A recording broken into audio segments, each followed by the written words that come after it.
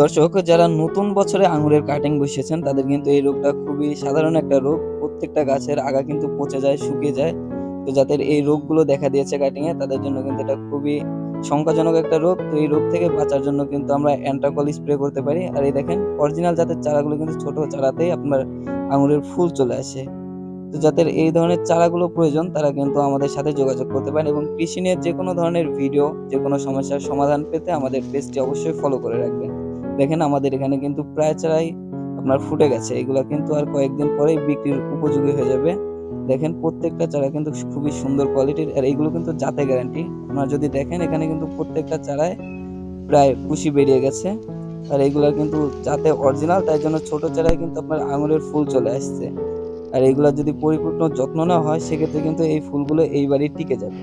তো যাদের এই ধরনের রোগ হয়েছে তারা কিন্তু অ্যান্টাকল স্প্রে করবেন সপ্তাহে ২ থেকে ৩ বার। ২ বার করলেই ভালো হয়। যাদের বেশি হয়েছে তারা কিন্তু ৩ বারও স্প্রে করতে পারেন। ধন্যবাদ।